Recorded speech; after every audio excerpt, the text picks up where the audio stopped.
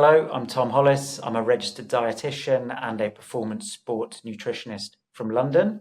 And today I'm going to focus on a few points relating mainly to the marathon, but many of the themes are relevant to other distances and endurance disciplines. Now, ideally, a nutrition or fueling strategy should commence and be considered long before race week itself in order to improve your performance in training, drive those training adaptations that you're working towards, and to reduce your risk of injury and illness throughout the training block. And those long training runs, typically on a Sunday or a Saturday, are the perfect time to be trialing different fueling strategies to put this in place on the big day itself.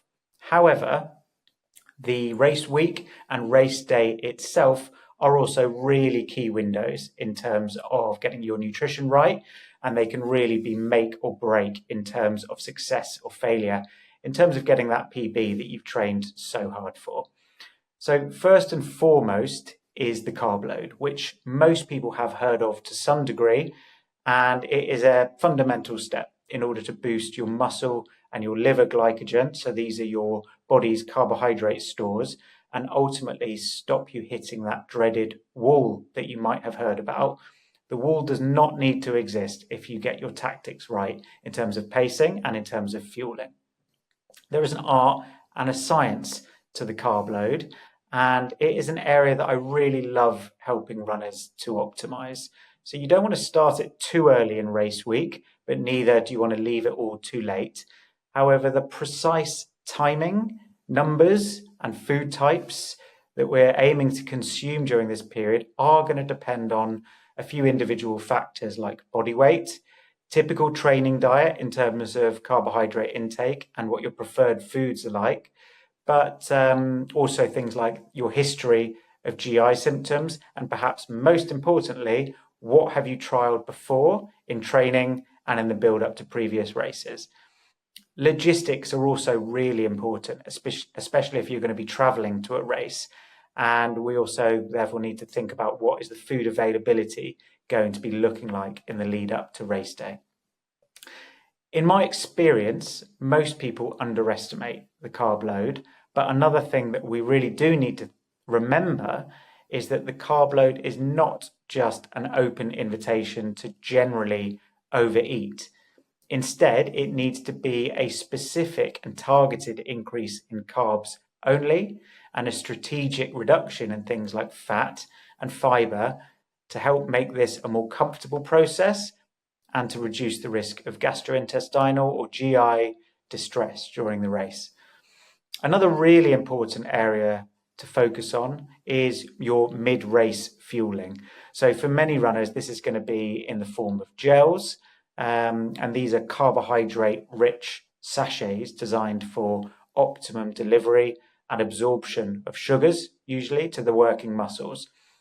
However, this is a really competitive, saturated, and quite confusing market for the runner, particularly the beginner runner.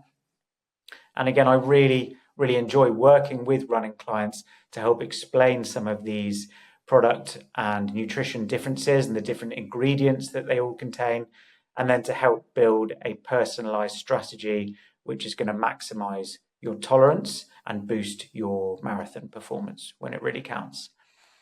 Then once these two fundamental areas of carb load and mid-race carbohydrate intake have been covered, we then need to start considering some of the other areas, and these might include hydration and electrolytes, particularly if conditions are going to be hot or humid, nutrition strategies to manage your immune risk in the build up to race week, your recovery after the race, as well as, where appropriate, some performance enhancing or ergogenic nutritional supplements and products.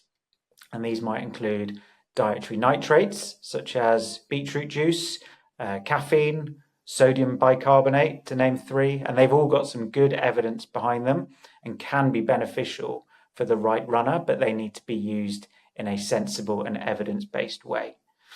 As you can tell, this is an area that I am hugely passionate about, as I've seen the massive performance benefits that these fueling strategies have made to hundreds of my own marathon nutrition clients, as well as my own marathon performance over many years. So although I have just scratched the surface of a few key themes in terms of marathon nutrition, hopefully I've also helped convince you of the massive role that it can play in terms of getting you that PB that you deserve.